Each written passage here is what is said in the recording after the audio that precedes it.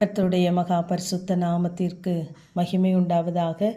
மத்தேயு 6ஆம் அதிகாரம் 6ஆம் வசனம். அந்தரங்கத்தில் பார்க்கிற உன் பிதா வெளியரங்கமாய் உனக்கு பலன் அளிப்பார் என்று இந்த அதிகாரத்திலே 3 முறை வருவதை நாம் கவனிக்கலாம்.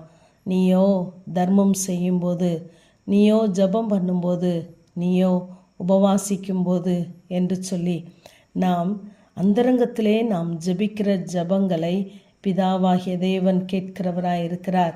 நம்முடைய காரியங்கள் மனிதனுக்கு நாம் தெரியப்படுத்தாதபடி அந்தரங்கத்தில் நம்மை பார்க்கிற பிதாவினிடத்திலே நாம் சொல்லும் பொழுது, அந்தரங்கத்தில் பார்க்கிற நம்முடைய பிதா அந்தரங்கத்திலே நம்முடைய சத்தத்தை கேட்கவும் அவர் உண்மை உள்ளவராகவே இருக்கிறார்.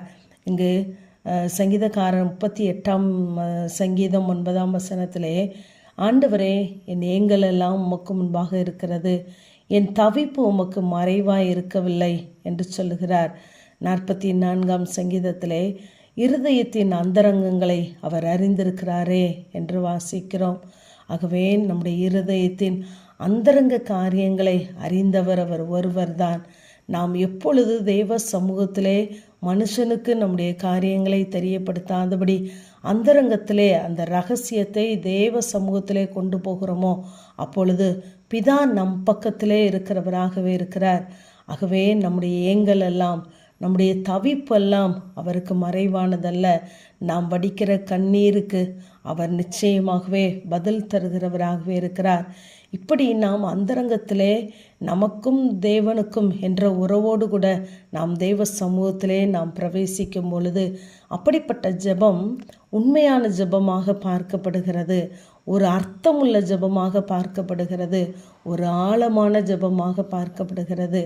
ஆகவே நாம் எப்பொழுதெல்லாம் தெய்வ சமூகத்திலே நமக்கும் தேவனுக்கும் என்ற உறவுக்குள்ளே நாம் போகிறோமோ, அங்கிருந்து பிறக்கிற வார்த்தைகளை பிதாவாகிய தேவன் கேட்பதோடு மாத்திரமல்ல, அவர் நமக்கு வெளியரங்கமாய் பதில் தர அவர் போதுமானவராகவே இருக்கிறார்.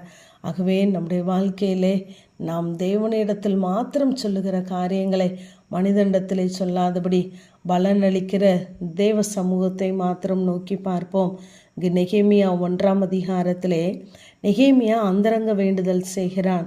ஏனென்றால் அங்கு விழுந்த தண்டனை பெரியது, நெருக்கம், அலங்கம் இடிக்கப்படுகிறது, தளர்ந்து போகிற செய்திகளை எல்லாம் கேட்கிறான். ஆகவே அழுகிறான், ஜெபிக்கிறான். ஆனால் அப்படிப்பட்ட அந்த ஜெபத்திற்கு 2ஆம் அதிகாரத்திலிருந்து 6ஆம் அதிகாரம் வரை வெளியரங்கமான பலனை பார்க்கிறான். எல்லா கண்களுக்கு முன்பதாக அந்த அலங்கம் கட்டி முடிக்கப்படுகிறது. ஆகவே நம்முடைய வாழ்க்கையிலே எந்தெந்த காரியங்கள் இடிந்து போனதோ, எப்படிப்பட்ட நெருக்கங்கள் நம்மை நெருக்கி கொண்டு இருக்கிறதோ, அதையெல்லாம் தேவ சமூகத்திலே நாம் கொண்டு போவோம். நாம் ஜெபிக்கிறோம், ஆனால் நாம் எப்படி ஜெபிக்கிறோம் என்பதை இந்த நாளிலே நாம் சிந்தித்து பார்ப்போம். தேவ சமூகத்திலே நாம் வடிக்கிற ஒவ்வொரு கண்ணீருக்கும் தேவன் நிச்சயமாகவே பலன் தர அவர் போதுமானவராய் இருக்கிறார்.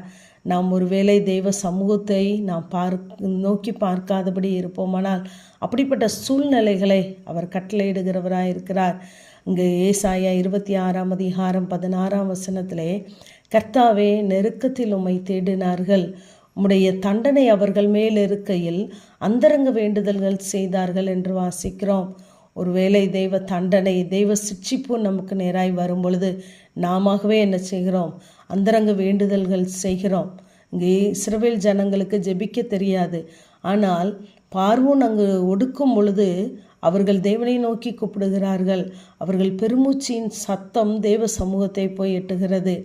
யாக்கோபு ஜெபிக்கவில்லை, ஆனால் ஏசா 400 பேரோடு வருகிறான் என்ற உடனே அவன் பிந்தி தனித்திருக்கிறான். ஆகவே நம்முடைய வாழ்க்கையிலும் இப்படிப்பட்ட நெருக்கங்கள் வருவதற்கு முன்பதாக நாம் எல்லா சூழ்நிலைகளிலும் தெய்வ சமூகத்தை நோக்கி பார்ப்போம்.